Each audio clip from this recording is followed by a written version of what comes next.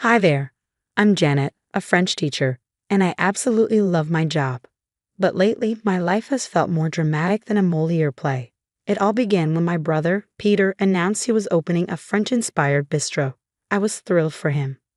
"Peter, that's fantastic," I exclaimed when he told me. "A French bistro, oh la la. I can already taste the success." Peter just laughed, his eyes twinkling. "Thanks, Pri. I'm nervous, but I can't wait. I jump at the chance to help. Count me in for anything you need. I could even teach your staff a little French. Imagine how charming they'd be, greeting everyone with a perfect bonjour." As I rattled off menu ideas and marketing tips, I noticed my husband, Nathan, sitting in his armchair, barely listening. "Honey, isn't this exciting?" I nudged him. "Peter's living his dream." Nathan grunted, not looking up from his phone. "Yeah, great." I felt a pang of disappointment.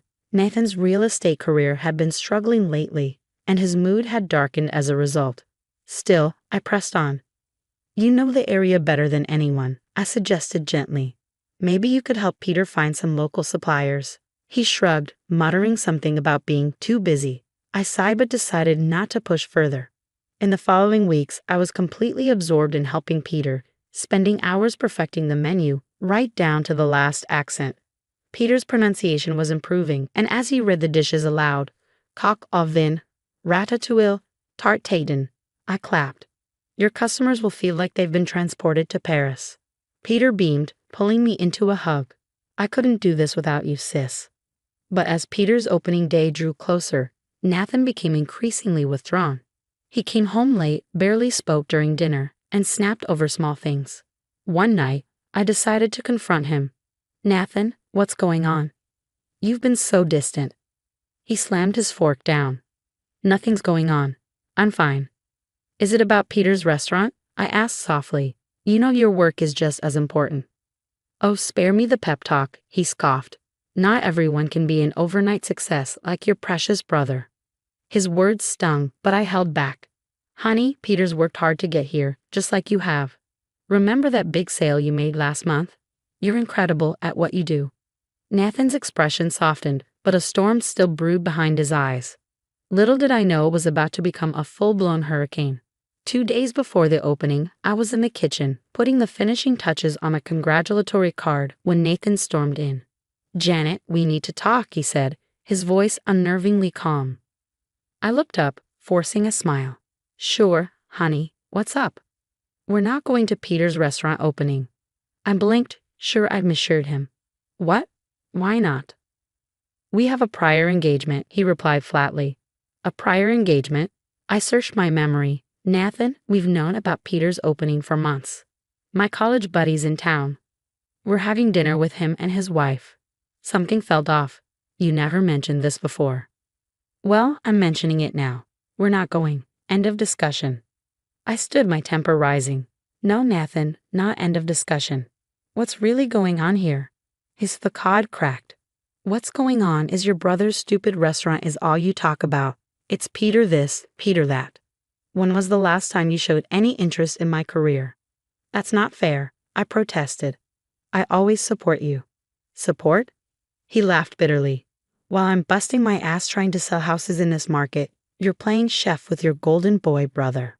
I felt like I'd been slapped. "Nathan, But he wasn't finished. "You want the truth? There is no college buddy. I made it up because I can't stand watching Peter succeed while you're what?" I pressed, my voice softening.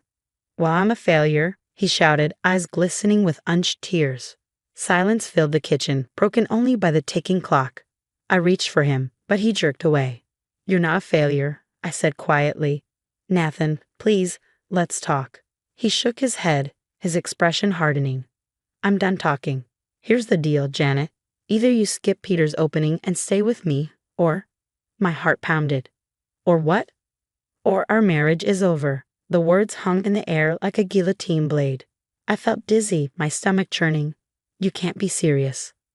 "Dead serious," Nathan replied coldly.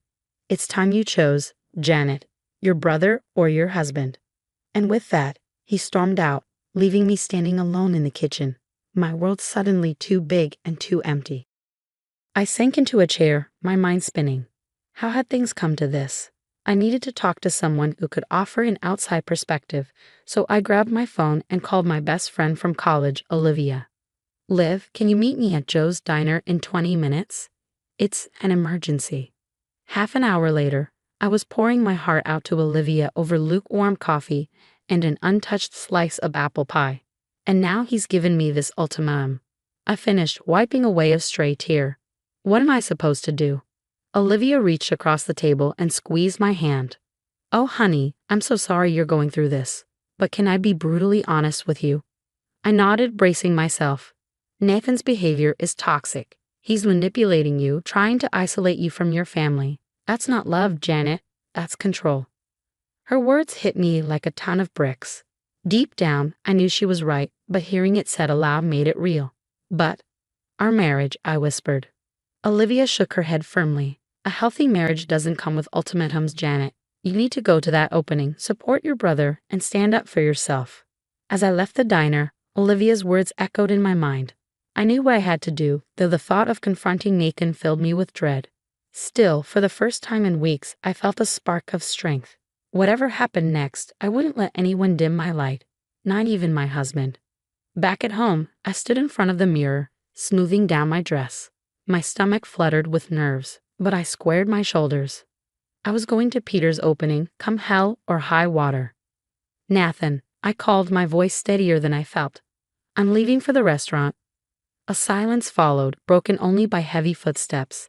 Nathan appeared in the doorway, his face a mask of fury. So that's it. You're choosing him over me. I took a deep breath.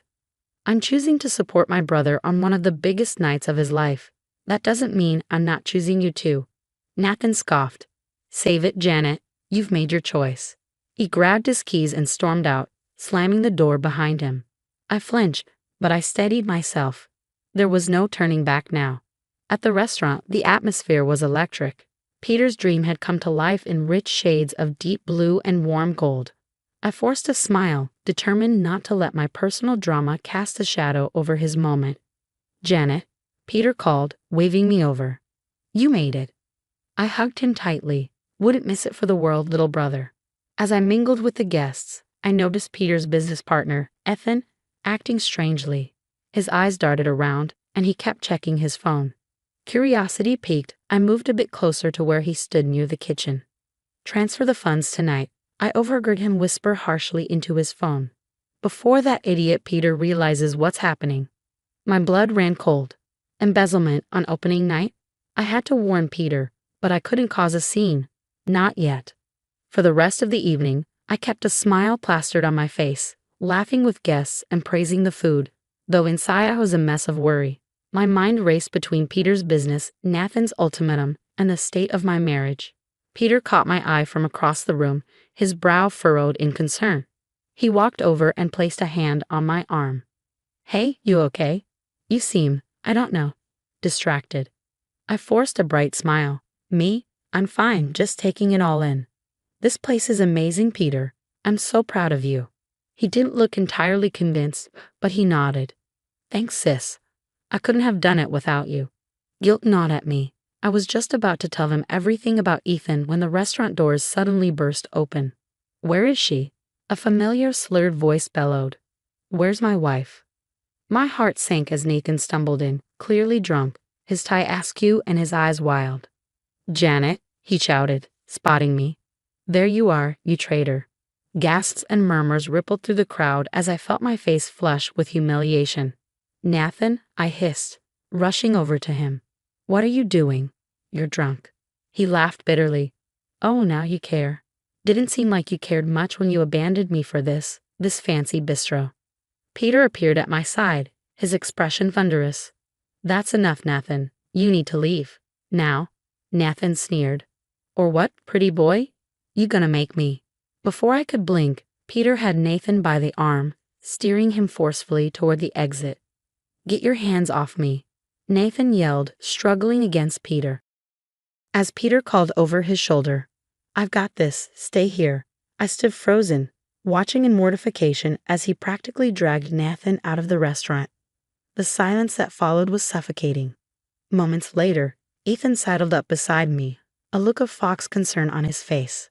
My goodness, what a scene. Are you all right, Janet? I turned to him, my embarrassment giving way to a simmering anger. Part of me wanted to confront him about the embezzlement right then and there, but I knew I needed proof first. I'm fine, I said coolly, brushing him off. Nothing a glass of wine won't fix. I grabbed a flute of champagne from a passing waiter and caught sight of my reflection in a nearby mirror. My carefully applied makeup was smudged, my hair a little disheveled, but beneath it all, I saw something I hadn't seen in a long time. Determination. This night was far from over, and I had a feeling that Nathan's drunken display would be the least of my problems by morning. When I returned home, exhausted from the night's chaos, I found our apartment in shambles. Furniture was overturned, pictures smashed, clothes thrown everywhere. Nathan's handiwork, no doubt. That was it. I muttered under my breath, grabbing a suitcase. I'm done. As I packed, my phone rang. It was Peter. Prith, we need to talk. It's about Ethan. I told him everything I'd overheard, and Peter was stunned but grateful. You saved the restaurant, sis. Listen, I need someone I can trust. How would you feel about becoming our events coordinator? I accepted on the spot, feeling a weight lift off my shoulders. In the weeks that followed, I threw myself into my new role, balancing it with my teaching.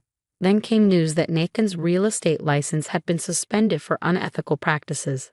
A twisted sense of vindication washed over me, but I pushed it aside. I had my own life to focus on now. Months passed. The restaurant thrived, and so did I. I was organizing events, teaching French, and rediscovering myself. Then, one day, Nathan showed up at the restaurant, looking more remorseful than I'd ever seen him. Janet, please, he pleaded. I've changed. Give me another chance. I looked at him, and felt nothing. No, Nathan. We're done. I've moved on, and you should too. As he walked away, I realized how far I'd come. I was surrounded by people who valued and supported me, and I finally found the strength to protect my own light. A year after that fateful opening night, I stood in the bustling restaurant surveying the charity gala I'd organized. Peter appeared at my side, grinning. You've outdone yourself, Janet. This place wouldn't be the same without you. I smiled, feeling a surge of pride. Thanks, little brother. We make a good team. As I mingled with guests, I reflected on my journey from a woman torn between toxic loyalty and self-respect to a confident, successful professional living life on her own terms.